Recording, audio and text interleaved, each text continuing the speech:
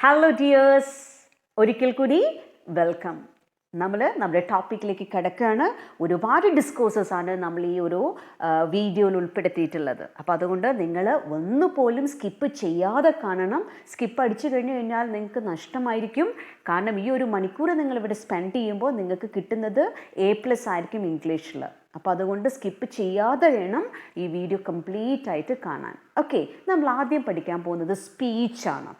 എങ്ങനെയാണ് നമ്മൾ സ്പീച്ചിൽ, അതായത് വെറും ഇമ്പോർട്ടൻറ്റ് പോയിൻറ്റ്സ് മാത്രമാണ് തന്നിട്ടുള്ളത്, നിങ്ങൾക്ക് മാർക്ക് സ്കോർ ചെയ്യാനുള്ളത്. ഒരു സ്പീച്ചിൻ്റെ തുടക്കം നമ്മളിങ്ങനെ ആൻസർ ചെയ്യണം, ലാസ്റ്റ് ഇങ്ങനെ ആൻസർ ചെയ്യണം എന്നുള്ള. നടുവിലുള്ള കാര്യം നമ്മൾ എഴുതേണ്ടത് എങ്ങനെയായിരിക്കും? ക്വസ്റ്റ്യനെ ബേസ് ചെയ്തിട്ടായിരിക്കും നമ്മൾ എഴുതേണ്ടി വരാം. ഓക്കെ, അത് നിങ്ങൾ എന്ത് ക്വസ്റ്റ്യൻ ആണോ അതിനെ ബേസ് ചെയ്തിട്ട് വേണം നടുവിലുള്ള പോർഷൻ എഴുതാൻ.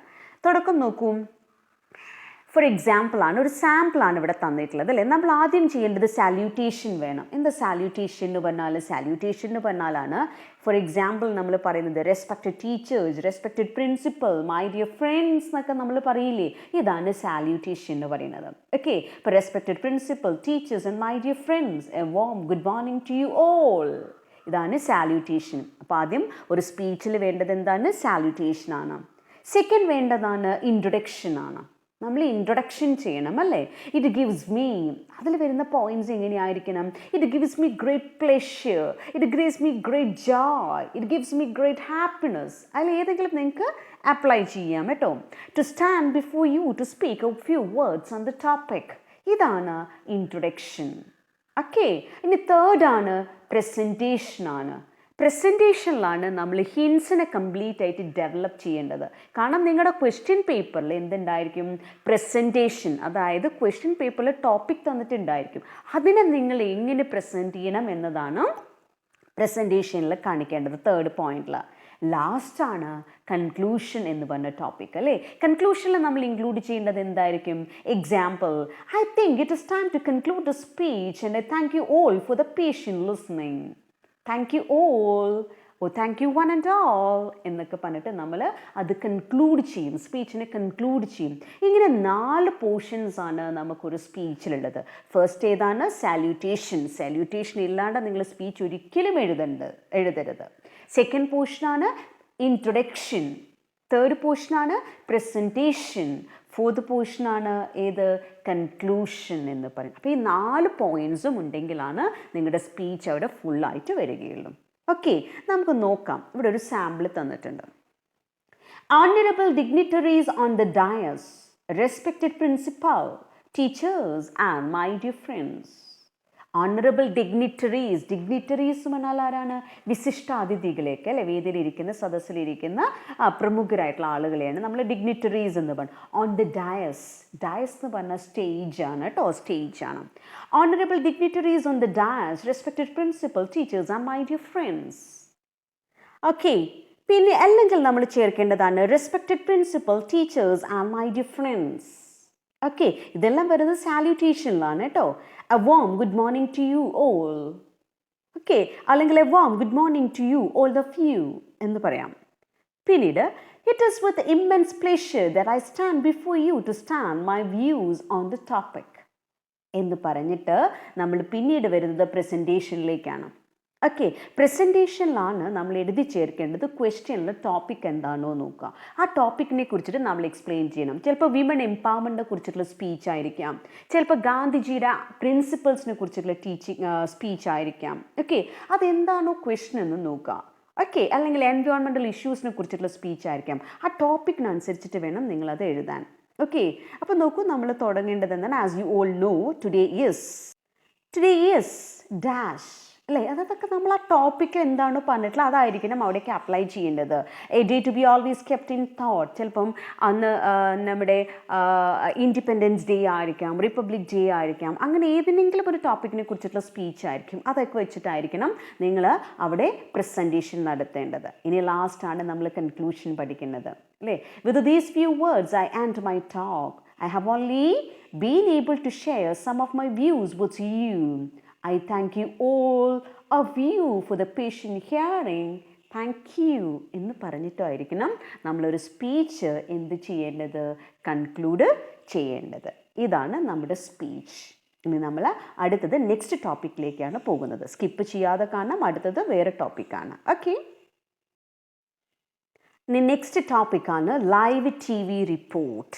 Okay, live T V report ലേഹോർല എന്ന ചാപ്റ്ററിൽ ലൈവ് ടി വി റിപ്പോർട്ട് ലേഹോർലയുടെ ലൈവ് ടി വി റിപ്പോർട്ട് ചോദിക്കാറുണ്ട്. 5 or 6 മാർക്ക് ക്വസ്റ്റൻ ആയിട്ടാണ് വരുന്നത്. ഓക്കെ, അതിൻ്റെ ആൻസറിലേക്ക് നോക്കാം. Hello friends, it is around 6 in the evening.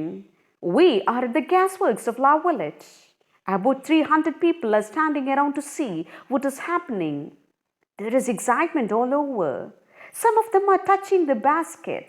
The balloon is lying on the ground like a cake made of yellow clothes. The balloon is being inflated. The yellow cloth lying on the ground is getting its life breath. The attendants are putting the net in place. Look, the balloon is swaying in the air. It looks like a prodigious golden fruit, a fantastic pear covered by the last rays of the setting sun. They have attached to the basket and placed barometers, siren, trumpets, eatables, raincoats, and other necessary articles for the trip. It is 6:30 and the captain says it is time for the takeoff. Captain Jovis invites his fellow travelers. 5 others get in. Captain commands, let it loose. The rope is cut and the balloon is set to free. Wow, it is going up and up.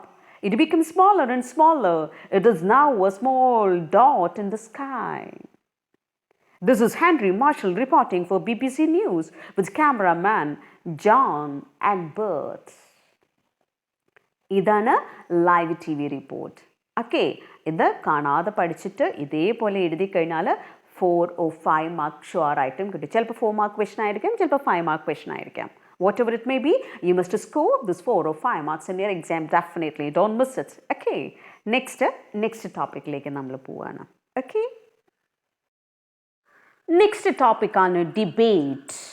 അല്ലേ, debate നമുക്ക് എപ്പോഴും കാണുന്ന question ആണ് debate എന്ന് പറയുന്നത്. Okay, ഇതിൽ ഡിബേറ്റിൽ ഏതെങ്കിലും ഒരു ടോപ്പിക് ആയിരിക്കും നിങ്ങൾക്ക് ക്വസ്റ്റ്യൻ പേപ്പറിൽ വരുന്നുണ്ടായിരിക്കാം. അതിൽ ഡിബേറ്റിൽ ചിലപ്പോൾ ചോദിക്കുന്ന ക്വസ്റ്റൻ അതിലുള്ള ഡിബേറ്റിന് വേണ്ടിയിട്ട് 4 പോയിന്റ്സ് എഴുതാൻ പറയും. 4 പോയിന്റ്സ് എഴുതാൻ പറയും. ഈ FOR4 എന്ന് പറഞ്ഞാൽ എന്താണ്? അതിന് സപ്പോർട്ട് ചെയ്തിട്ടുള്ള പോയിന്റ്സ് എന്നാണ്. Okay, 4 points. ചിലപ്പോൾ ചോദിക്കുന്നത് എഗെയിൻസ്റ്റ് പോയിന്റ്സ് ആയിരിക്കും. എഗെയിൻസ്റ്റ് പോയിന്റ്സ് എന്ന് പറഞ്ഞാൽ എന്താണ്? അതിന് എഗെയിൻസ്റ്റ് ആയിട്ടുള്ള പോയിന്റ്സ് ആയിരിക്കണം എഴുതേണ്ടത്. അപ്പോൾ പ്രത്യേകം ശ്രദ്ധിക്കണം. 4 പോയിന്റ്സ് FOR4 കണ്ടു കഴിഞ്ഞാൽ അതിന് സപ്പോർട്ട് ചെയ്യുന്ന പോയിന്റ്സ് ആയിരിക്കും, പിന്നീട് അതിന് എഗെയിൻസ്റ്റ് ചെയ്യുന്ന പോയിന്റ്സും. ഇതാണ് ഡിബേറ്റ് എന്ന് പറയുന്നത്. ഡിബേറ്റ് നമ്മൾ കേൾക്കാറില്ലേ, സംവാദങ്ങളൊക്കെ ഉണ്ടായിരിക്കും. അനുകൂലിച്ചിടുന്ന ആളുകളും ഉണ്ടായിരിക്കും, പ്രതികൂലിച്ച് പറയുന്ന ആളുകളുണ്ടായിരിക്കും. അല്ല, അനുകൂലിക്കുന്നവരും ഉണ്ടായിരിക്കും, പ്രതികൂലിക്കുന്നവരുണ്ടായിരിക്കും. അങ്ങനെ അനുകൂലിച്ച് പറയുന്നവരാണ് 4 എന്ന് പറയുന്നത്. അതിനെ പ്രതികൂലിച്ച് പറയുന്ന ആളുകളാണ് എന്ത്? എഗെയിൻസ്റ്റ് എന്ന് പറയുന്നത്. Okay, right. പ്രതിരോധിക്കലും അല്ലേ, അതിനെ സപ്പോർട്ട് ചെയ്ത് പറയലുമാണ്. നോക്കൂ, ഇവിടെ തന്നിട്ടുള്ളത് family plays a major role in building confidence എന്നുള്ളത് ടോപ്പിക്കാണ്. Family plays a major role in building confidence. നമ്മുടെ ഉള്ളിൽ കോൺഫിഡൻസ് ബിൽഡ് ചെയ്യാൻ വേണ്ടിയിട്ട് ഫാമിലിക്ക് മേജർ റോൾ ഉണ്ടോ എന്നതാണ് ടോപ്പിക്ക്. അപ്പോൾ അതിനെ സപ്പോർട്ട് ചെയ്ത് പറയുന്ന പോയിന്റ്സ് നോക്കൂ. Family helps children to express their opinion freely. Support ചെയ്ത് പറയുന്നു അല്ലേ. Family provide space for improvement of children. Family gives more encouragement to children. Family provides a good atmosphere to children to grow naturally. ഈ 4 പോയിന്റ്സും എങ്ങനെയാണ്? ഫാമിലിയെ support ചെയ്ത് പറയുന്ന points ആണ്. എന്നാൽ ഫാമിലിയെ എതിർത്ത് പറയുന്ന പോയിന്റ്സ് നോക്കൂ, against. Family sometimes make children selfish and arrogant. Family gives too much freedom and pampers children. Some families don't provide chances for improvement in children. Certain families overburden children with work and responsibilities. ഇപ്പം ഈ points പറയുന്നത് ഫാമിലിക്ക് against ആയിട്ടുള്ള points ആണ്. Okay, 1 more question ഉണ്ട്. ഈ 2 ക്വസ്റ്റ്യൻസും ഇടയ്ക്കിടയ്ക്ക് റിപ്പീറ്റഡ് ആയിട്ട് വരാറുണ്ട്. പ്രത്യേകിച്ചും നെക്സ്റ്റ് പറയുന്ന ക്വസ്റ്റ്യൻ ഇമ്പോർട്ടൻറ്റ് ക്വസ്റ്റ്യൻ ആണ്. ഓക്കെ, ഇന്നത്തെ പ്രസൻറ്റ് സൊസൈറ്റിയിൽ വളരെ ഇമ്പോർട്ടൻ്റ് ആയിട്ടുള്ളൊരു കാര്യമാണ് നെക്സ്റ്റ് പറയുന്നത്. ഇത് എത്രയോ പ്രാവശ്യം വന്നിട്ടുള്ള ക്വസ്റ്റ്യനുമാണ് കേട്ടോ. Are women empowered in our society എന്നതാണ് topic. Are women empowered in our society? നമ്മുടെ സൊസൈറ്റിയിൽ സ്ത്രീകൾക്ക് എംപവർമെൻറ്റ് ലഭിച്ചിട്ടുണ്ടോ എന്നതാണ്. അതിനെ സപ്പോർട്ട് ചെയ്ത് പറയുന്ന പോയിന്റ്സ് നോക്കൂ. Yes, women are educated now. Okay, next point നോക്കൂ. Women react and resist problems they face with the help of police and law. Next point, women's voices are heard loud and clear in all social issues. Fourth point, women are safe from the harassment to a large extent. Okay, ഈ 4 പോയിന്റ്സും എന്താണ്? സ്ത്രീകൾ empowered ആണ് എന്നതിനെ support ചെയ്ത് പറയുന്ന points ആണ്. എന്നാൽ against points നോക്കൂ. Women are not at all safe in society. Problems of rape, harassment, murder, and dowry exist in plenty. Women remain helpless from childhood itself.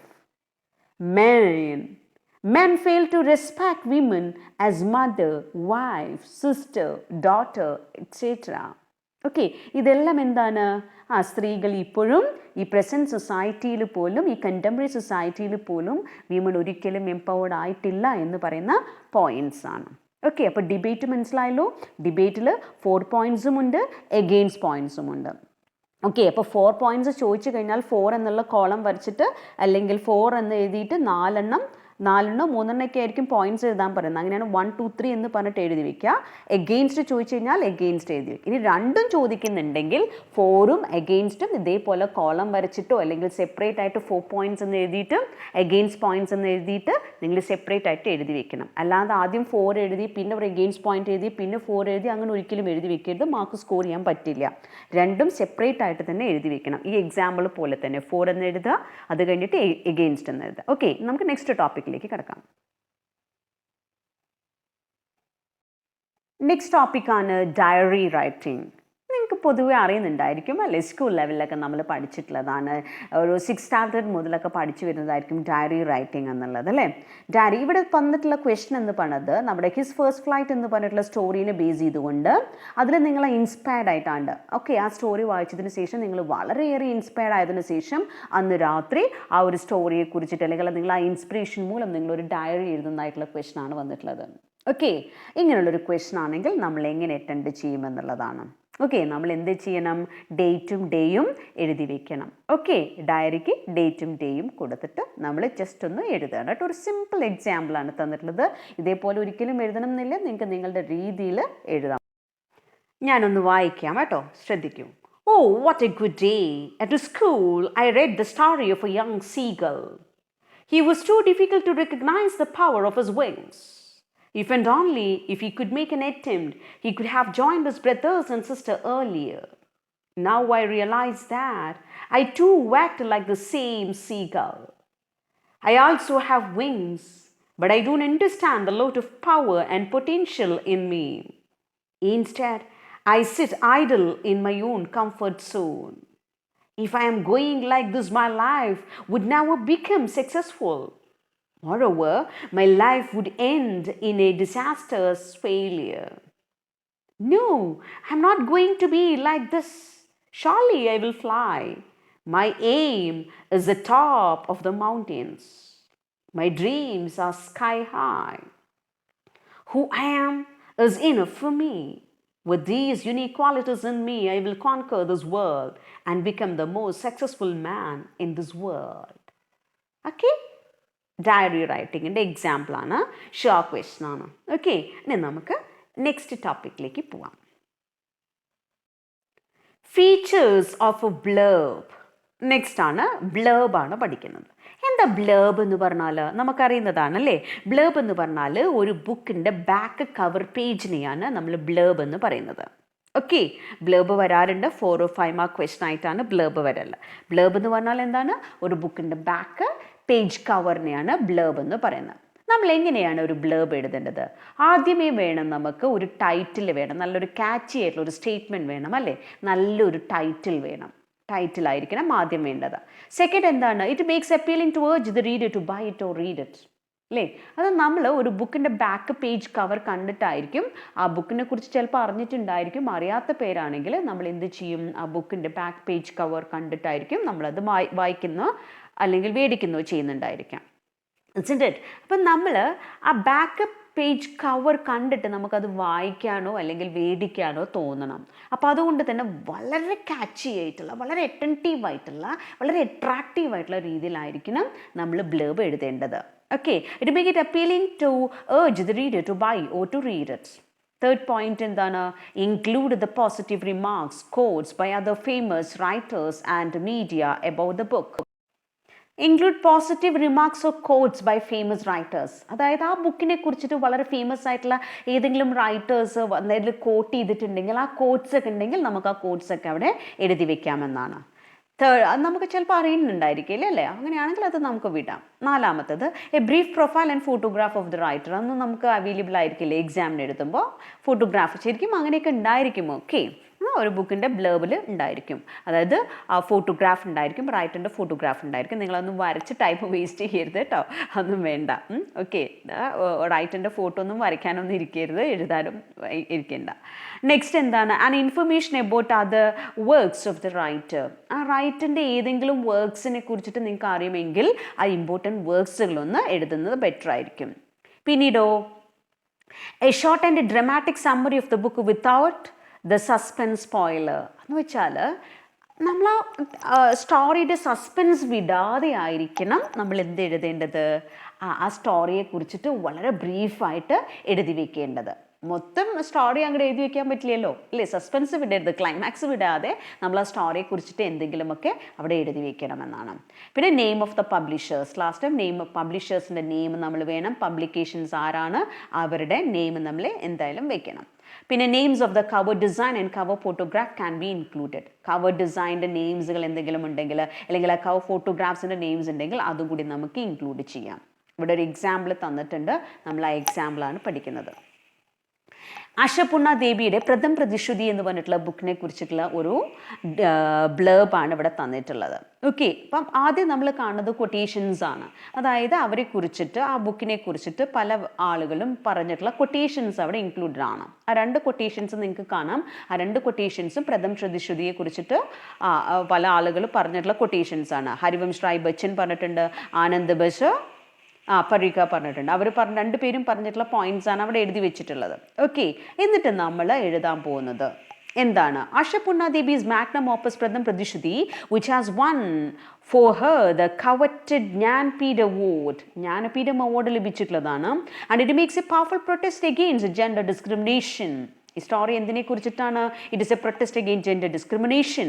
Sathyavathi, the heroine of the novel, is an uncommon woman who dared to break the so-called rules made to control the lives of the Bengali women in the later half of the 19th century. Bengali വുമണിനെ കുറിച്ചിട്ടാണ് അല്ലേ? Bondages ഒക്കെ break ചെയ്യുന്ന ബംഗാളി വുമണിനെ കുറിച്ചിട്ടുള്ള ഒരു സ്റ്റോറിയാണ്. അവരെ കുറിച്ചിട്ടും അതിൻ്റെ ഹീറോയിൻ ആയിട്ടുള്ള സത്യവതിയെ കുറിച്ചിട്ടും വളരെ കുറച്ചായിട്ട് നമ്മൾ എഴുതി വെച്ചു. പിന്നീട് നമ്മൾ എഴുതുന്നത് എന്താണ്? അത് നോട്ടബിൾ വർക്ക്സ് ബൈ അശപൂർണ ദേവി. അശപൂർണ ദേവിയുടെ വേറെ നോട്ടബിൾ വർക്ക്സ് ഉണ്ടെങ്കിൽ ആ രണ്ട് നോട്ടബിൾ വർക്ക്സ് രണ്ടെണ്ണം അവരെ അഡ്രസ്സ് ചെയ്ത് വെച്ചിട്ടുണ്ട്. പിന്നെ ലാസ്റ്റ് ചെയ്തിട്ടുള്ളത് എന്താണ്? പബ്ലിഷേഴ്സിനെ കുറിച്ചിട്ടാണ് അല്ലേ? പബ്ലിഷ്ഡ് ബൈ ആനന്ദ് പബ്ലിഷേഴ്സ് ആണ്. അവരുടെ ഇയർ ഓഫ് പബ്ലിക്കേഷൻ കൊടുത്തിട്ടുണ്ട്, അതിൻ്റെ പ്രൈസ് കൊടുത്തിട്ടുണ്ട്. കവർ ഡിസൈൻ ചെയ്തിട്ടുള്ളത് ആരാണ്? ശോഭിത ചാറ്റർജി. അപ്പോൾ കവർ ഡിസൈനേഴ്സിനെ കുറിച്ച് പറഞ്ഞിട്ടുണ്ട്, അതുപോലെ തന്നെ പബ്ലിഷേഴ്സിനെ കുറിച്ച് പറഞ്ഞിട്ടുണ്ട്, പ്രൈസ് പറഞ്ഞിട്ടുണ്ട്, ഇയർ ഓഫ് പബ്ലിക്കേഷൻസ് പറഞ്ഞിട്ടുണ്ട്, അവരുടെ നോട്ടബിൾ വർക്ക്സ് പറഞ്ഞിട്ടുണ്ട്, ടൈറ്റിൽ പറഞ്ഞിട്ടുണ്ട്, അവരെക്കുറിച്ചുള്ള കൊട്ടേഷൻസ് ഉണ്ടെങ്കിൽ കൊട്ടേഷൻസ് പറഞ്ഞിട്ടുണ്ട്. ആ സ്റ്റോറിയെ കുറിച്ചിട്ട് വളരെ ബ്രീഫായിട്ട് കുറച്ചൊരു 5-6 ലൈൻസിൽ അതിനെക്കുറിച്ചിട്ട് എഴുതുക. ടൈറ്റിൽ കൊടുക്കാൻ നിങ്ങൾ ഒരിക്കലും മറന്നു പോവരുത്. ഇതാണ് ഏതിൻ്റെ ഫീച്ചേഴ്സ്? ബ്ലർബിൻ്റെ ഫീച്ചേഴ്സ്. വളരെ സ്പീഡിലാണ് പറയുന്നത് കേട്ടോ, കാരണം എക്സാം ആയതുകൊണ്ട് വളരെ സ്പീഡിലാണ് ഓരോ പോർഷൻസും നമ്മൾ കവർ ചെയ്തിട്ടാണ് പറയുന്നത്. ഓക്കെ, ഇനി നമുക്ക് നെക്സ്റ്റ് ടോപ്പിക്കിലേക്ക് പോവാം. നെക്സ്റ്റ് ടോപ്പിക്കാണ് ഇൻ്റർവ്യൂ ക്വസ്റ്റ്യൻസ് ആൻഡ് ആൻസേഴ്സ് ആണ്. Interview questions and answers. Interview അല്ലേ, നമുക്കറിയാം സ്റ്റീഫൻ ഹോക്കിങ്സിൻ്റെ ചാപ്റ്ററിൽ നിന്നൊക്കെ എപ്പോഴും ഇൻ്റർവ്യൂ ക്വസ്റ്റ്യൻസ് വരാറുണ്ട്. ചിലപ്പം അത് 8 മാർക്ക് ക്വസ്റ്റ്യൻസോ 6 മാർക്ക് ക്വസ്റ്റ്യൻസ് ആയിട്ടൊക്കെ വരാറുണ്ട്. 8 മാർക്കിന് വരാറില്ല, 6 മാർക്ക് ക്വസ്റ്റ്യൻസ് ആയിട്ട് വരാറുണ്ട്. ഓക്കെ, ചിലപ്പോൾ 4 മാർക്ക് ക്വസ്റ്റ്യൻസ് ആയിട്ടായിരിക്കും. ഇൻ്റർവ്യൂ ക്വസ്റ്റ്യൻസ് ആണ് പണ്ടതെങ്കിൽ ക്വസ്റ്റ്യൻസ് മാത്രം എഴുതിയാൽ മതി. ഇൻ്റർവ്യൂ ക്വസ്റ്റ്യൻസ് വിത്ത് ആൻസേഴ്സ് എന്ന് പറയുകയാണെങ്കിൽ, അല്ലെങ്കിൽ ഇൻ്റർവ്യൂ നടത്തുന്നതായിട്ട് നിങ്ങളടുത്ത് പറയുകയാണെങ്കിൽ മാർക്ക് മാർക്ക് അനുസരിച്ചിട്ട് വേണം നിങ്ങൾ ആൻസർ ചെയ്യാൻ. ക്വസ്റ്റൻ എന്താണോ എന്നുള്ളത് അനുസരിച്ചിട്ട് വേണം നിങ്ങൾ ആൻസർ ചെയ്യാൻ. ഓക്കെ, ഇവിടെ ക്വസ്റ്റൻ ആണ് നമ്മൾ ഇനി ചേർക്കുന്നത്. ക്വസ്റ്റ്യൻസ് വിത്ത് ആൻസേഴ്സ് ആണ്. ഓക്കെ, ജനറൽ ആയിട്ട് ഏതൊരു ക്വസ്റ്റ്യനും നമുക്ക് എങ്ങനെയാണ് എഴുതേണ്ടത്, പെട്ടെന്ന് മാർക്ക് സ്കോർ ചെയ്യാനുള്ളതാണ് അല്ലേ. വളരെ വീക്ക് സ്റ്റുഡൻസ് ഒക്കെ ആണെങ്കിൽ പെട്ടെന്ന് മാർക്ക് സ്കോർ ചെയ്യാനുള്ള കാര്യമാണ് പറയുന്നത്. കുറച്ച് ബ്രൈറ്റ് ആയുള്ള ആളുകളാണ്, മീൻസ് ഒരു 100 മാർക്കൊക്കെ സ്കോർ ചെയ്യാൻ വേണ്ടിയിട്ട് ശ്രമിക്കുന്ന ആളുകളാണെങ്കിൽ അവർ കുറച്ചും കൂടി ഇന്നോവേറ്റീവ് ആയിട്ടുള്ള, കുറച്ചും കൂടി അഡ്വാൻസ്ഡ് ആയിട്ടുള്ള ലാംഗ്വേജസ് ഒക്കെ യൂസ് ചെയ്യുന്നത് ബെറ്റർ ആയിരിക്കും. ഓക്കെ, നമ്മൾ ഈ ക്വസ്റ്റ്യനിലേക്ക് വരികയാണ്. Listen, what is the secret of your success? First ചോദിക്കുന്നു, what is the secret of your success? അപ്പോൾ അതിൻ്റെ ആൻസർ ആണ് hard work, dedication, sincerity and will power. It make our profession or make our passion, make our passion our career. എന്താ പറഞ്ഞിട്ടുള്ളത്? Hard work, dedication, sincerity and will power make your passion your career. Do what excites us and success will be ours. Okay, next ആണ്, who is behind your success? My parents, teachers, elders and my friends encouraged me a lot. Okay, third question, what is your future project? I have conceived only, it is still in the workshop. Next question, what is your message to the future generation? Nothing can be done alone. No story of success is made alone. ഇതാണ് 4 interview questions with answers. Okay, clear ആയല്ലോ? വളരെ important ആണ്, പഠിച്ചു പോകണം. Okay, 4 പോയിൻറ്റ്സും എഴുതി വെക്കണം. ഇനി നമുക്ക് നെക്സ്റ്റ് ടോപ്പിക്കിലേക്ക് കിടക്കാം. ഓക്കെ, നെക്സ്റ്റ് ആണ് ക്യാരക്ടർ സ്കെച്ച്. ഷുവറായിട്ടും വരുന്നതാണ് ഏതെങ്കിലും ഒരു ക്യാരക്ടർ. ചിലപ്പോൾ മാഗി ആയിരിക്കാം, ചിലപ്പോൾ നിക്കോളാസ് ഇവാനിച്ച് ആയിരിക്കാം, ഇവാനിച്ച് ആയിരിക്കാം, ഹസൻ ആയിരിക്കാം, ഗുപ്ത ആയിരിക്കാം, അല്ലേ? ഇങ്ങനെ ഏതെങ്കിലും ഒരു ക്യാരക്ടർ സ്കെച്ച് ഷുവറായിട്ടും നിങ്ങൾക്ക് വരുന്നതായിരിക്കും. ഓക്കെ, ഫസ്റ്റ് നമ്മൾ മാഗിയുടെ ക്യാരക്ടർ സ്കെച്ചാണ്. വളരെ ബ്രീഫായിട്ടുള്ള പോയിൻറ്റ്സേ ഉള്ളൂ, എക്സ്പാൻഡ് ചെയ്തിട്ട് എഴുതേണ്ടി വരും കേട്ടോ. എക്സാമിൻ്റെ ടിപ്സ് മാത്രമാണ്.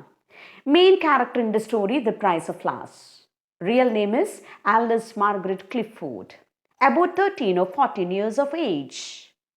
She works as a typist in the civil service store. She dreams of working as a secretary later in life.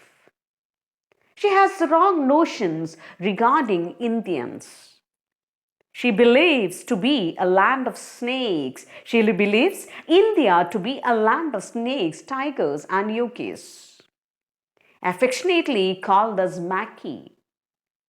A poverty-stricken, sad and anxious figure lives in an impoverished English home. Has at home her widowed mother, Mrs. Clifford. Her elder brother, Frank, is stationed in India. He is working as a soldier in India. Maggie makes friendship with Mr. Gupta. She is a hard-working, disciplined girl. Okay, but വളരെ കുറച്ച് points ആണ് തന്നിട്ടുള്ളത്. ഇതെല്ലാം elaborate ചെയ്തിട്ട് നിങ്ങൾ എഴുതി വെക്കണം. മാഗിയുടെ character sketch ഷുവറാണ്, പഠിച്ചു വെച്ചോളൂ, ഇപ്പോഴേ പഠിച്ചു വെച്ചോളൂ. സിമ്പിളാണ് അല്ലേ? മെയിൻ ക്യാരക്ടറാണ്, 13 or 14 years of ഏജ് ആണ്. ആലിസ് മാർഗരറ്റ് ക്ലിഫോർഡ് ആണ് അവളുടെ റിയൽ നെയിം. അവൾ വർക്ക് ചെയ്യുന്നത് ടൈപ്പിസ്റ്റ് ആയിട്ടാണ് സിവിൽ സർവീസ് സ്റ്റോറിൽ.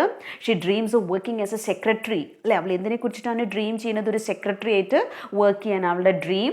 അവൾക്ക് ഇന്ത്യയെക്കുറിച്ചിട്ട് റോങ് ആയിട്ടുള്ള നോഷൻസും ഐഡിയൽസുമാണുള്ളത്. അവൾ ബിലീവ് ചെയ്യുന്നത് ഇന്ത്യ എന്ന് പറയുന്നത് it is A land of snakes ആണ്, ടൈഗേഴ്സ് ആണ്, യോഗീസ് ആണ്. ആൻഡ് ഷീ എഫക്ട്നേറ്റ്ലി കോൾഡ് as മാക്കി അല്ലേ? അവളെ വിളിക്കുന്നത് എന്താണ്? മാക്കി എന്നാണ് വിളിക്കുന്നത്. എ പോവർട്ടി സ്ട്രിക്കൻ ആണ്, സാഡ് ആൻഡ് ആങ്ഷ്യസ് ഫിഗറാണ് Maggie. She lives in an impoverished English ഹോമിലാണ് ജീവിക്കുന്നത്. She lives with her mother. അവളുടെ ബ്രദറാണ് ഫ്രാങ്ക്. അദ്ദേഹം ഒരു സോൾജറായിട്ട് ഇന്ത്യയിലാണ് വർക്ക് ചെയ്യുന്നത്. അവൾ makes friendship with mister Gupta and she's hard working and a discipline girl. Okay, പിന്നെ അടുത്ത ക്യാരക്ടർ സ്കെച്ചിലേക്കാണ് നമ്മൾ പോകുന്നത്. പഠിച്ചല്ലോ? Okay, next. ഇനി നെക്സ്റ്റ് ക്യാരക്ടറാണ് mister Gupta. Okay, mister Gupta a character in the story the price of flowers. An Indian visiting London on official duty. He makes friendship with Maggie, a young English girl. Mr. Gupta, eager to know about the life and conditions of the poor people in England. Mr. Gupta is surprised to know about Mackie's wrong notions about Indians. Mr. Gupta helps the young girl in times of need. He happily agrees to buy flowers to be placed on Frank's grave for the shillings Maggie gives. Mr. Gupta is a very helpful person. He is very considerate and caring. എന്തൊക്കെയാണ് mister ഗുപ്തയുടെ character sketch? ഒന്നുകൂടി പറയാം, എപ്പോഴേ എൻ്റെ കൂടെ പഠിച്ചോളൂ കേട്ടോ, ഇനി ടൈമില്ല, കൂടെ പഠിച്ചു വന്നോളൂ. A character in the story, The Price of Flowers. An Indian visiting London on official duty. He makes friendship with Mackie, a young English girl, eager to know about the life and conditions of the poor people in England. He is surprised to know about Mackie's wrong notions about Indians. Helps the young girl in times of need. He happily agrees to buy flowers to be placed on Frank's grave for the shillings Maggie gives. A helpful person, considerate and caring. Okay, ഇനി next ആണ് Hasan the serang. Hasan വളരെ important ആണ്. Hasan character the serang. Main character in the story, the Sarang of Rana Kanchi. He works as an Indian Sarang or the quartermaster in the liner named Rana Kanchi. Liner means ship. An ugly native seaman with short legs and a large disproportionate head. He has an absurdly comic appearance. He is very courteous, spoke in hoarse and hollow voice, willing to shoulder responsibility in times of crisis, carries out his duties in calm and unperturbed manner. He had no fondness for speech. He was actually from Punjab. He has been employed with Rana Kanchi for 15 years. He had no family and friends in India. He was unmarried. He was completely detached from the hope of any financial benefit or reward. He invoked admiration in the hearts of the writer. A character worth imitating. Okay, വളരെ main points ആണ് തന്നിട്ടുള്ളത്. ഇതൊന്ന് expand ചെയ്തിട്ട് എഴുതിയാൽ മതി കേട്ടോ. Points പഠിച്ചു വെച്ചോളൂ, ഇമ്പോർട്ടൻറ്റ് പോയിന്റ്സ് ആണ്. ഓക്കെ, എന്തൊക്കെയാണ് പറഞ്ഞിട്ടുള്ള ഹസനെ കുറിച്ചിട്ട്? Is the main character of the serang ആണ്. He works as an Indian serang, അത് കോട്ട മാസ്റ്റർ ഇൻ ദ ഷിപ്പാണ്. റാണാഗഞ്ചി ഷിപ്പിലുള്ള അഗ്ലി നേറ്റീവ് സീമാൻ ആണ്. ഷോർട്ട് ലെഗ്സ് ആണ്, ലാർജ് ഡിസ്പ്രപ്പോർഷൻ ഹെഡ് ആണ്, എബ്സർഡ്ലി കോമിക് ക്രിയേച്ചർ ആയിട്ടാണ്, ഒരു അപ്പിയറൻസ് ആയിട്ടാണ് അദ്ദേഹത്തിന് പറയുന്നത്. എന്നാൽ വളരെ കേർട്ടിയസ് ആയിട്ട് ബിഹേവിയർ ആണ്. സ്പോക്ക് ചെയ്യുന്നത് ശബ്ദങ്ങളൊക്കെ ഇടറിയ ശബ്ദമാണുള്ളത്. Willing to shoulder responsibility in times of crisis. അല്ലേ, ക്രൈസിസിൻ്റെ ടൈപ്പ് വരുമ്പോൾ സമയം വന്നപ്പോൾ എല്ലാ റെസ്പോൺസിബിലിറ്റീസും തലയിലെടുത്ത് വെച്ചു അല്ലേ. And he carries out his duties in calm and unperturbed manner. വളരെ കാമായിട്ടുള്ള മാനറിലാണ് അദ്ദേഹം എല്ലാ ക്രൈസിസും ഹാൻഡിൽ ചെയ്തിട്ടുള്ളത്. He has no fondness for speech. സംസാരിക്കുന്നതൊന്നും വലിയ ഇഷ്ടമൊന്നുമല്ല. He was actually from Punjab. He has been employed with the Ryjaaas for 15 years. 15 വർഷമായിട്ട് റാണാഗഞ്ചിയിലാണ് വർക്ക് ചെയ്യുന്നത്. ഫാമിലിയോ ഫ്രണ്ട്സോ ഒന്നുമില്ല ഇന്ത്യയിൽ. അൺമാരീഡ് ആണ്. Completely detach from the hope of any financial benefit or reward. എന്തെങ്കിലും financial ആയിട്ടുള്ള ബെനിഫിറ്റോ റിവാർഡോ ഒന്നും തന്നെ അധികം ആഗ്രഹിക്കുന്നുമില്ല. നെക്സ്റ്റ് പോയിന്റ് എന്താ പറഞ്ഞിട്ടുള്ളത്? Invoked admiration in the hertz of the writer. അല്ലേ, ഏതൊരു റൈറ്ററിൻ്റെയും ആ ഉള്ളിൽ ഒരു അഡ്മിറേഷൻ ഉണ്ടാകുന്ന, ഒരു ആരാധന തോന്നുന്ന ഒരു ക്യാരക്ടറാണ് എ ക്യാരക്ടർ വർത്ത് ഇമിറ്റേറ്റിംഗ്. നമുക്കൊക്കെ അനുകരിക്കാൻ പറ്റുന്ന ഒരു ക്യാരക്ടർ കൂടിയാണ് ആര്? നമ്മുടെ ഹസൻ. ഓക്കെ, ക്ലിയർ ആയല്ലോ. നെക്സ്റ്റ് ക്യാരക്ടറാണ് Nikolai Ivanich. A character in Anton Chekhov's story gooseberries. younger brother of the veterinary surgeon Ivan Ivanich. Worked at the Exchequer Court. He dreamt of eating out in the open air, sleeping in the sun. Read books on agriculture and almanacs only. Read only advertisements of land to be sold in the newspapers. Allowed to acquire a plot with a farmhouse, river, garden with gooseberry bush, mill and a mill pond. Used to live meagerly. Dressed like a beggar. Never ate enough. ഇതാണ് ആരുടെ character? Nikolai ഇവാനിച്ചിൻ്റെ character sketch. A character in Chekhov's story Gooseberries, younger brother of veterinary surgeon Ivan Ivanich and the veterinary surgeon ആയിട്ടുള്ള Ivan Ivanichന്റെ younger brother ആണ്. അയാൾ work ചെയ്യുന്നത് exchequer കോർട്ടിലാണ്. He dreamed of eating out in the open എയറിൽ dream ചെയ്തിട്ട് എപ്പോഴും ഇരിക്കുന്നതാണ് അദ്ദേഹം സ്വപ്നം തന്നെ കാണുന്നത്. He read books on agriculture and almanacs. അഗ്രികൾച്ചറിനെ കുറിച്ചിട്ടും പഞ്ചാംഗത്തിനെ കുറിച്ചുള്ള ബുക്സൊക്കെയാണ് അദ്ദേഹം എപ്പോഴും വായിക്കുന്നത്. Read only advertisements of the land to be sold in the news പേപ്പേഴ്സിൽ വായിക്കുന്നത് എന്തിൻ്റെ അഡ്വർടൈസ്മെൻറ്റ്സ് ആണ്? ലാൻഡ് ടു ബി സോൾഡ് ആണ് അല്ലേ? വിൽക്കാനുള്ള ഭൂമി വിൽക്കാനുണ്ടെങ്കിൽ അതിനെക്കുറിച്ചിട്ടുള്ള ന്യൂസ് പേപ്പേഴ്സിലുള്ള ന്യൂസാണ് വായിക്കുന്നത്. Loved to acquire a plot with farm house, river garden, gooseberries bush, mill പൂണ്ടൊക്കെ ഉള്ളൊരു ഒരു പ്ലോട്ടാണ് അദ്ദേഹം വാങ്ങാൻ ആഗ്രഹിക്കുന്നത്. He used to live meagrely, വളരെ പിശുക്കനായിട്ടാണ് ജീവിക്കുന്നത്. And he dress like a baker. He never ate enough, കൂടുതലൊന്നും കഴിക്കുകയൊന്നും ഉണ്ടായിരുന്നില്ല. ഓക്കെ, ഇതൊക്കെ ആയിരുന്നു ആരുടെ ക്യാരക്ടർ സ്കെച്ച്? നിക്കോളായ് ഇവാനിച്ചിൻ്റെ ക്യാരക്ടർ സ്കെച്ച്. ഏത് സ്റ്റോറിയിലാണ്? ഗൂസ്ബെറി സ്റ്റോറീസിലാണ്. ഓക്കെ, ഇനി നമുക്ക് നെക്സ്റ്റ് ടോപ്പിക്കിലേക്ക് കിടക്കാം. നെക്സ്റ്റ് ആണ് ക്യാരക്ടർ സ്കെച്ച് ഓഫ് ഹസൻ. ഹസൻ്റെ ക്യാരക്ടർ സ്കെച്ചാണ്. Okay, the Indian serang is the most memorable character in the short story titled Serang of Ryjaaas, written by Dr. A.J. Cronin, the Scottish novelist, a short and an ugly-looking man with short legs and a large disproportionate head. Hassan is the Indian Serang, most memorable character in the short story Serang of Ryjaaas, written by A.J. Cronin, and he is a Scottish novelist. A.J. Cronin is a Scottish novelist. Okay, Hassan, he's a short and an ugly-looking man with short legs and a large disproportionate head.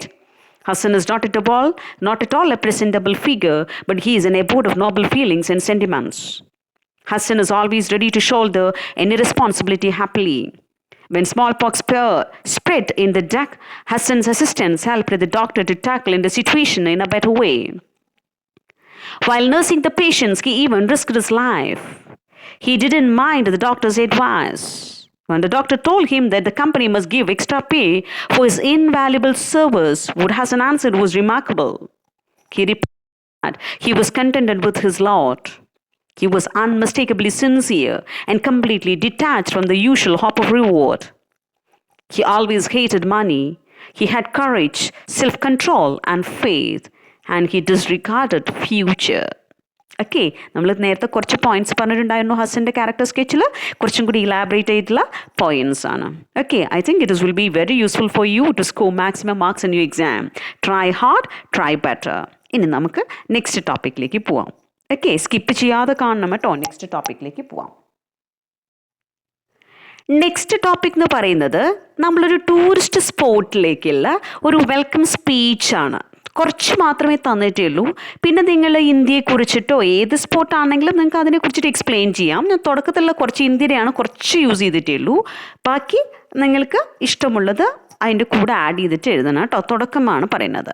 Okay, ഒരു tourist സ്പോട്ടിലേക്ക് നമ്മൾ മറ്റുള്ളവരെ welcome ചെയ്യുന്നതാണ്. Okay, വളരെ സിമ്പിളായിട്ടുള്ളതാണ് കേട്ടോ. Good morning to everyone. My name is dash from class dash. Today, I would like to give a speech on the tourism in India. As we all know, our country is one of the oldest in the world. It is full of enticing historical sites, heritage sites, quaint tourist destinations, and enigmatic locations in different Indian cities, making India popular for travel and tourism around the world. People come from all over the world to see the beautiful places in India and to fly here. ബാക്കി നിങ്ങൾ എന്ത് ചെയ്യണം? ഇന്ത്യയെക്കുറിച്ചിട്ട് കൂടുതൽ എഴുതണം.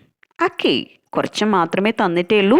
ബാക്കി ചിലപ്പോൾ ഇന്ത്യയെക്കുറിച്ച് ആയിരിക്കില്ല, അതുകൊണ്ടാണ് ഞാനത് ആഡ് ചെയ്യാത്തത്. ഏതെങ്കിലും ഒരു ടൂറിസ്റ്റ് സ്പോട്ടാണെങ്കിൽ നിങ്ങൾക്ക് കേരളത്തിനെ കുറിച്ചിട്ട് ഏതെങ്കിലും പോയിന്റ്സ് എഴുതാം. ഇന്ത്യ ആണെങ്കിൽ ഒരുപാട് കൂടുതൽ എഴുതാനുണ്ടായിരിക്കും. കേരളമൊക്കെ ഉൾക്കൊള്ളിക്കാമല്ലോ. അപ്പോൾ അങ്ങനെ എന്തെങ്കിലുമൊക്കെ എഴുതി വയ്ക്കണം. ഓക്കെ, ഇനി നമ്മൾ നെക്സ്റ്റ് ടോപ്പിക്കിലേക്കാണ് പോകുന്നത്. ഓക്കെ, നെക്സ്റ്റ് ടോപ്പിക് എന്ന് പറയുന്നത് ലെറ്റർ ടു ദ എഡിറ്ററാണ്. എഡിറ്ററിന് എഴുതുന്ന ലെറ്ററിൻ്റെ ടോപ്പിക്കാണ് അല്ലേ. നമ്മൾ എങ്ങനെയാണ് എഡിറ്ററിന് ലെറ്റർ എഴുതുന്നത്? ആദ്യം എന്ത് ചെയ്യണം? ഫ്രം അഡ്രസ്സ് വെക്കണം. കാരണം അത് ഒഫീഷ്യൽ ലെറ്റർ ആണ് അല്ലേ? ഒഫീഷ്യൽ ലെറ്റർ ആകുമ്പോൾ നമ്മൾ ആദ്യം ചെയ്യേണ്ടത് ഫ്രം അഡ്രസ്സ് വെക്കണം. ഫ്രം അഡ്രസ്സ് വെച്ചതിന് ശേഷം നമ്മൾ ഡേറ്റ് കൊടുക്കണം. ഡേറ്റ് എഴുതിയതിന് ശേഷമാണ് ടു കൊടുക്കേണ്ടത് അല്ലേ? ഓക്കെ. എന്നിട്ട് നമ്മൾ എന്ത് ചെയ്യണം? സർ എന്ന് കൊടുത്തതിന് ശേഷം സബ്ജക്റ്റ് എഴുതണം. സബ്ജക്റ്റ് എഴുതിയതിന് ശേഷമായിരിക്കും നമ്മൾ ഇൻട്രൊഡക്ഷനിലേക്കും പിന്നീട് നമ്മൾ ആ ഒരു ലെറ്റർ എങ്ങനെയാണ് പ്രസൻറ്റ് ചെയ്യുന്നത് രീതിയിലേക്ക് പോകേണ്ടത്. ലാസ്റ്റ് കൺക്ലൂഷൻ കൊടുത്തിട്ട് നമ്മൾ എന്ത് ചെയ്യേണ്ടി വരും? യോർ സിൻസിയർലി, സിഗ്നേച്ചർ, നെയിമൊക്കെ എഴുതി ചേർക്കാം. ഇതാണ് ലെറ്ററിൻ്റെ ഫോമാറ്റ് എന്ന് പറയുന്നത്. പ്രത്യേകിച്ചും എഡിറ്റിനുള്ള ലെറ്റർ +1 വളരെ ഇമ്പോർട്ടൻറ്റ് ക്വസ്റ്റൻ ആണ്. എന്തായാലും ഒരു 5 or 6 മാർക്ക് ക്വസ്റ്റൻ ആയിരിക്കും എഡിറ്റിനുള്ള ലെറ്റർ എന്ന് പറയണം. അപ്പോൾ ഒന്നുകൂടി എങ്ങനെ പറയാം? ഫോമാറ്റ് എന്ന് പറയുമ്പോൾ ഫസ്റ്റ് ഫ്രം അഡ്രസ്സ് വെച്ചു, അതിനുശേഷം നമ്മൾ ഡേറ്റ് വെച്ചു, പിന്നെ ടു കൊടുത്തു, അതിനുശേഷമാണ് സർ എന്ന് അഭിസംബോധന ചെയ്തിട്ടുള്ളത്. അതിനുശേഷം നമ്മൾ സബ്ജക്റ്റ് കൊടുത്തു. സബ്ജക്റ്റ് വെച്ചതിന് ശേഷം നമ്മൾ എന്ത് ചെയ്യേണ്ടി വരും? 3 രീതിയിലായിരിക്കും എഴുതേണ്ടത് അല്ലേ? ആദ്യം നമ്മൾ ഇൻട്രൊഡക്ഷൻ കൊടുത്തു. ഇൻട്രൊഡക്ഷൻ കൊടുത്തതിന് ശേഷം നമ്മൾ ലെറ്റർ എഴുതാൻ തുടങ്ങി. ലെറ്ററിലെ കാര്യങ്ങൾ അവതരിപ്പിക്കാൻ തുടങ്ങി. അതിനുശേഷം നമ്മൾ കൺക്ലൂഷനിലേക്ക് വരണം. കൺക്ലൂഷൻ കഴിഞ്ഞിട്ടാണ് ഏത് ചേർക്കേണ്ടത്? Your sincerely. പിന്നെ ഒരു പ്രത്യേകം കാര്യം ശ്രദ്ധിക്കണം. യോഴ്സ് ഇടുമ്പോൾ ഒരിക്കലും അപ്പോസ്ട്രോഫി ഇട്ടിട്ട് എസ് ഇട്ട് വെക്കരുത്. അത് റോങ് ആണ് കേട്ടോ. യോഴ്സ് എഴുതുമ്പോൾ അപ്പോസ്ട്രോഫി ഉണ്ടായിരിക്കില്ല. യോർ സിൻസിയർലി വയ്ക്കുക, സിഗ്നേച്ചർ വയ്ക്കുക, നെയിം വയ്ക്കുക. ഓക്കെ. നമ്മൾ ഈ ലെറ്ററിൻ്റെ ഒരു ഫോമാറ്റ് ജസ്റ്റ് ഒന്ന് വായിച്ചു നോക്കാം. കണ്ടോ? നെയിം വെച്ചിട്ടുണ്ട് അനാമിക, ഹൗസ് നമ്പർ വെച്ചിട്ടുണ്ട്, പ്ലേ പാർട്ടി എന്നുള്ള അഡ്രസ്സ് വെച്ചിട്ടുണ്ട് അല്ലേ? ഡേറ്റ് കൊടുത്തിട്ടുണ്ട്. ഓക്കെ. അതിനുശേഷം ടു ദ എഡിറ്റർ. എഡിറ്ററിനെ എഴുതുമ്പോൾ പ്രത്യേകം ശ്രദ്ധിക്കണം. ദ എഡിറ്റർ എന്ന് ചേർക്കണം. ദാല് ടിയും ക്യാപിറ്റൽ ആയിരിക്കണം. ഈ എഡിറ്ററുള്ള ഇയും ക്യാപിറ്റൽ ലെറ്റർ തന്നെ യൂസ് ചെയ്യണം. പിന്നെ നമ്മൾ ന്യൂസ് പേപ്പറിൻ്റെ പേര് കൊടുത്തു. അവിടെയും capital letter, first letter capital letter ഉപയോഗിക്കാൻ പ്രത്യേകം ശ്രദ്ധിക്കണം. അത് ഹിന്ദു ഡെയിലി എന്ന് കൊടുത്തു അല്ലേ? എന്നതിന് ശേഷം നമ്മൾ സർ കൊടുത്തു. ഇനി സബ്ജക്റ്റിൽ എന്താണ്? അവിടെ എന്താണോ ക്വസ്റ്റ്യൻ്റെ ടോപ്പിക് അതായിരിക്കും നമ്മുടെ സബ്ജക്റ്റിൽ വരേണ്ടത്. ഇവിടെ പ്രസൻറ്റേഷൻ ഓഫ് വിമൻസ് ഇഷ്യൂ ആണ്. ഓക്കെ. വിമൻസ് എന്ന് എഴുതുമ്പോൾ നോക്കൂ, അപ്പോസ്ട്രോഫി ഇട്ടിട്ട് എസ് ഇടണം, അല്ലെങ്കിൽ അത് റോങ് ആണ്. കാരണം വുമൻ്റെ ഓൾറെഡി പ്ലൂറലാണ് വിമൺ എന്ന് പറയുന്നത്. അപ്പോൾ വിമൻസ് അപ്പോസ്ട്രോഫി ഇടാതെ നിങ്ങൾ എഴുതി കഴിഞ്ഞാൽ അത് തെറ്റാണ്. അപ്പോൾ പ്രത്യേകം ശ്രദ്ധിക്കണം, അപ്പോസ്ട്രോഫി ഇടണം കേട്ടോ. Presentation of women's issues. Okay. എന്നിട്ട് നമ്മൾ ടോപ്പിക്കിലേക്ക് വന്നു. I would like to express my strong reason over the presentation of women's issue in media. Atrocities against women are on the rise nowadays. Each and every day, we wake up to hear the frightening news of rapes, murders, and crimes upon women. It seems media do not give due importance to reveal the story. The presentation finally takes away the honor of women. The columns and editorial notes do not give adequate coverage to create awareness on the issues. I strongly believe that, as an advocate of public opinion, media can perform this mammoth task by detailing women's issue. I request that more of this paper's pages may be reserved to present these issues so that general public may get the first-hand knowledge. Yours sincerely, signature, name. ഇതാണ് എഡിറ്ററിൻ്റെ ലെറ്ററിൻ്റെ format. അപ്പം നമ്മൾ എഡിറ്ററിനുള്ള letter പഠിച്ചു കഴിഞ്ഞു. Okay. അതായത് official ലെറ്ററിൻ്റെ ഫോമാറ്റാണ് നമ്മളിപ്പോൾ പഠിച്ചിട്ടുള്ളത്. ഇനി അടുത്ത ലെറ്റർ എന്ന് പറയുന്നത് നമ്മുടെ ക്ലോസ് ഫ്രണ്ടിനൊക്കെ എഴുതുന്ന അൺഒഫീഷ്യൽ ആയിട്ടുള്ള ലെറ്റേഴ്സുകളായിരിക്കും. ഓക്കെ. അല്ലെങ്കിൽ ഫ്രണ്ട്ലി ലെറ്റേഴ്സ്. അതെങ്ങനെയാണ് എഴുതേണ്ടത് എന്നാണ്. അപ്പോൾ ഒഫീഷ്യൽ ലെറ്റർ ആകുമ്പം ആദ്യം ഫ്രം അഡ്രസ്സ് വെച്ചു, ഡേറ്റ് വെച്ചു, ടു വെച്ചു, സർ വെച്ചു, സബ്ജക്റ്റ് വെച്ച് അല്ലേ? അങ്ങനെയാണ് നമ്മൾ വന്നിട്ടുള്ളത്. ലാസ്റ്റ് യുവർ സിൻസിയർലിയോ അല്ലെങ്കിൽ യുവേഴ്സ് ഫെയ്ത്ത്ഫുള്ളിയാണ് വെക്കേണ്ടതെന്ന് പറഞ്ഞു. സിഗ്നേച്ചർ, നെയിം, അതായിരുന്നു അതിൻ്റെ ഫോമാറ്റ്. ഇനി നമ്മൾ പഠിക്കുന്നത് ഫ്രണ്ട്ലി ലെറ്ററാണ്. ഫ്രണ്ട്ലി ലെറ്ററിൻ്റെ ഫോമാറ്റ് എങ്ങനെയാണ്? അതിന് ഈ ഫ്രമ്മും ഇതൊന്നും അല്ല, അങ്ങനെയുള്ള പ്രത്യേകിച്ചും അങ്ങനത്തെ റൂൾസ് ഒന്നും ഇല്ല. നമുക്ക് നോക്കാം. ഓക്കെ.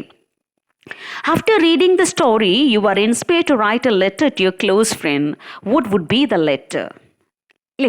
നമ്മൾ ഹിസ് ഫസ്റ്റ് ഫ്ലൈറ്റ് എന്ന് പറഞ്ഞ സ്റ്റോറി എഴുതിയതിന് ശേഷം, വായിച്ചതിന് ശേഷം നമ്മൾ നമ്മുടെ ക്ലോസ് ഫ്രണ്ടിനായിട്ട് ഒരു ലെറ്റർ എഴുതുകയാണ്. അതിൻ്റെ ഫോമാറ്റാണ്. അപ്പോൾ ആ ക്ലോസ് ഫ്രണ്ടിന് ലെറ്റർ എഴുതുമ്പോൾ ഒരിക്കലും എന്തായിരിക്കില്ല, അത് ഒഫീഷ്യൽ ലെറ്റർ ആയിരിക്കില്ല, ഫ്രണ്ട്ലി ലെറ്റർ ആയിരിക്കും. അപ്പം നമ്മൾ എങ്ങനെ എഴുതിയാൽ മതി?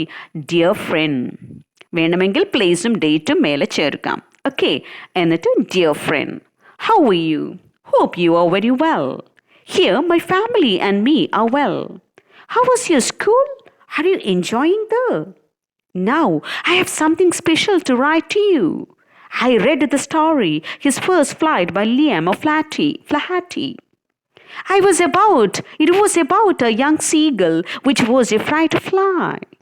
His family provoked and tempted him in many ways to react. Finally, he was forced to fly. After reading the story, I felt that we are more or less like the seagull.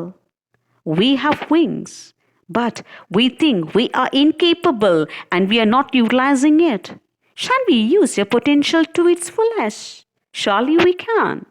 Shall we swear that we shall be the best in the world in our own unique way? Of course, we have the powers in us. Let us do it. Nothing more to pen. Give me love to all at home. Yours lovingly, signature, name, address. ഇതാണ് ഏതിൻ്റെ format? Friendly ലെറ്ററിൻ്റെ format. Okay, just place date മേലെ ചേർക്കാം. Okay, എന്നിട്ട് dear friend എന്ന് ചേർക്കാം. എന്നിട്ട് നമ്മൾ ഇൻട്രൊഡക്ഷൻ എഴുതി ടോപ്പിക്കിലേക്ക് വന്നു, കൺക്ലൂഷനിലേക്ക് വന്നു. യുവേഴ്സ് ലവിങ്ലി ആണ് ചേർക്കേണ്ടത്. ഇവിടെ യുവേഴ്സ് ഫെയ്ത്ത്ഫുള്ളിയോ യുവേഴ്സ് സിൻസിയർലിയോ യുവേഴ്സ് ട്രൂലി അല്ല, യുവേഴ്സ് ലവിങ്ലി, സിഗ്നേച്ചർ, നെയിം. താഴെ അഡ്രസ്സും കൊടുത്താൽ ഏത് ലെറ്ററായി? ഫ്രണ്ട്ലി ലെറ്ററായി. അപ്പോൾ നമ്മൾ 2 ലെറ്റേഴ്സ് പഠിച്ചു അല്ലേ? 2 ലെറ്റേഴ്സിൻ്റെയും ആ ഫോമാറ്റ് മറന്നു പോവരുത്. ഒഫീഷ്യൽ ലെറ്റർ ആണെങ്കിൽ ആദ്യം ഫ്രം അഡ്രസ്സ്, പിന്നെ ഡേറ്റ്, പിന്നെ ടൂവ് അല്ലേ, അങ്ങനെ വരണം. ഇതിലാണെങ്കിൽ എന്ത് ചെയ്താൽ മതി? ഡയറക്റ്റായിട്ട് പ്ലേസും ഡേറ്റും കഴിഞ്ഞതിന് ശേഷം നമുക്ക് ഡിയർ ഫ്രണ്ടെന്നോ അല്ലെങ്കിൽ ഡിയർ മദറിനോ ആരാച്ചാൽ എങ്ങനെയാണ് വരേണ്ടത് വെച്ചാൽ അങ്ങനെ എഴുതിയിട്ട് നമുക്ക് പോവാം. Last yours lovingly, signature, name. ഇതാണ് ഫോമാറ്റ്. ഓക്കെ, ഇനി നമുക്ക് നെക്സ്റ്റ് ടോപ്പിക്കിലേക്ക് പോവാം. എന്താണ് നെക്സ്റ്റ് ടോപ്പിക്ക്? പ്രൊഫൈലാണ്. ഓക്കെ, പ്രൊഫൈലാണ്. എങ്ങനെയാണ് പ്രൊഫൈൽ എഴുതേണ്ടത് എന്നാണ്. ഇവിടെ ഫോർ എക്സാമ്പിൾ സ്റ്റീഫൻ ഹോക്കിൻസിൻ്റെ കുറച്ച് എന്ത് തന്നിട്ടുണ്ട്? ഹിൻസ് തന്നിട്ടുണ്ട്. അതിനെ നമ്മൾ എക്സ്പാൻഡ് ചെയ്തിട്ട് ഒരു പ്രൊഫൈലിലേക്ക് മാറ്റി എഴുതണം. Birth 1942, schooling saint Albans school. 1950 University College, Oxford. 1959 PhD at Cambridge. 1963 കണ്ടോ contracted ALS. 1963 fellowship at CAS. 1965 marriage. 1965 Lusasian professor of mathematics. 1980 tracheotomy. 1984 publication of brief history of time. 1988 കണ്ടോ, ഇങ്ങനെയായിരിക്കും നമുക്ക് ഹിൻസ് തരുന്നത്. ഇതിനെ നമ്മൾ എക്സ്പാൻഡ് ചെയ്തിട്ട് പ്രൊഫൈലിലേക്ക് മാറ്റി എഴുതണം. നോക്കൂ, Stephen Hawkins was born. Birth എന്നുള്ളത് നമ്മൾ എന്താക്കി മാറ്റി? Was born. വർഷത്തിൻ്റെ മുന്നിൽ ചേർക്കേണ്ട പ്രിപ്പോസിഷൻ ഏതാണ്? ഇൻ ആണ്. അപ്പം ഇനി നമുക്ക് അറിയുമെങ്കിൽ എന്ത് ചെയ്യാം? ഡേയോ അല്ലെങ്കിൽ മന്തോ ഉണ്ടെങ്കിൽ നമുക്കറിയുമെങ്കിൽ അത് നമുക്ക് എഴുതാം അല്ലേ? അപ്പോൾ ഡേയുടെ മുന്നിൽ ചേർക്കേണ്ട, അതായത് ഡേറ്റിൻ്റെ മുന്നിൽ ചേർക്കേണ്ട പ്രിപ്പോസിഷൻ ഓൺ ആണ്. വർഷത്തിൻ്റെ മുന്നിൽ ചേർക്കേണ്ട പ്രിപ്പോസിഷൻ ഇൻ ആണ്. ഓക്കെ, ഓൺ 8th January 1942 എന്ന് എഴുതി വെച്ചു. നെക്സ്റ്റ് സെൻറ്റൻസ് നമ്മൾ മാറ്റുകയാണ്. സ്കൂളിങ്സ് പറഞ്ഞിട്ടുണ്ട്, സെൻറ്റ് ആൽബൻസ് സ്കൂളാണ്. നമ്മൾ എന്ത് എഴുതി? ഹി ജോയിൻഡ് അല്ലെങ്കിൽ he was educated at Saint Albans. ഏതെങ്കിലും ഒന്ന് യൂസ് ചെയ്താൽ മതി അല്ലേ? He was educated at Saint Albans school അല്ലേ? സ്കൂളിൻ്റെ മുന്നിൽ ചേർത്ത പ്രിപ്പോസിഷൻ ഏതാണ്? അറ്റ് ആണ്. He was educated at Saint Albans school in 1950. Next, he joined University College Oxford in 1959. വർഷത്തിൻ്റെ മുന്നിൽ വീണ്ടും പ്രിപ്പോസിഷൻ വന്നു ഇൻ എന്ന്. He joined for PhD. അവിടെയൊക്കെ PhD എന്ന് മാത്രമേ തന്നിട്ടേ ഉള്ളൂ. അപ്പോൾ he joined for PhD in 1963. പിന്നെ കോൺട്രാക്റ്റഡ് ALS എന്നുണ്ട്. അത് നമ്മൾ സെൻറ്റൻസ് ആക്കിയിട്ട് എങ്ങനെ മാറ്റി? He contracted ALS in 1963. എന്താ ALS എന്ന് പറഞ്ഞാൽ? അമിയോട്രോപിക് ലാറ്ററൽ സ്ക്ലീറോസിസ് ആണ് അല്ലേ? അമിയോട്രോപിക് ലാറ്ററൽ സ്ക്ലീറോസിസ്, അതിൻ്റെ ഷോർട്ട് ഫോമാണ് ALS. So he contracted ALS in 1963. പിന്നെ ഫെലോഷിപ്പ് കയസ് എന്നാ തന്നിട്ടില്ല. അത് he got fellowship at Caius in 1965. He got married ഒക്കെ പാസ്റ്റ് ടെൻസിലേക്ക് നമ്മൾ മാറ്റണം. ഓക്കെ, അതാണ് ഇതിൻ്റെ പ്രത്യേകത അല്ലേ. പ്രത്യേകിച്ച് പ്രൊഫൈൽ തരുമ്പോൾ നമ്മളത് പാസ്റ്റ് ടെൻസിലേക്ക് മാറ്റി എഴുതണം. He got married to Jane Wilde in 1965. He became Ryjaaasian professor in mathematics in 1980. He underwent tracheotomy operation in 1984. He published Brief History of Time in 1988. ഇങ്ങനെ പാസ്റ്റ് ടെൻസിലേക്ക് മാറ്റിയിട്ട് എഴുതുന്നതാണ്. നമുക്ക് അഡീഷണൽ പോയിന്റ്സ് ഉണ്ടെങ്കിൽ നമുക്ക് അതും കൂടി ചേർത്ത് എഴുതാം. Okay, no problem. ഇങ്ങനെ ചെയ്യുമ്പോഴാണ് എന്തായിട്ട് മാറുന്നത്? പ്രൊഫൈലായിട്ട് മാറുന്നത്. ക്ലിയർ ആയല്ലോ? ഇനി നമുക്ക് നെക്സ്റ്റ് ടോപ്പിക്കിലേക്ക് കടക്കാം. നെക്സ്റ്റ് ടോപ്പിക് എന്ന് പറയുന്നത് നമ്മുടെ പോമില്ലേ, ടൈറ്റാനിക് എന്ന് പറഞ്ഞ പോമുണ്ട് അല്ലേ, ബെഞ്ചമിൻ പെക്കറ്റിൻ്റെ ടൈറ്റാനിക് എന്ന് പറഞ്ഞ പോം.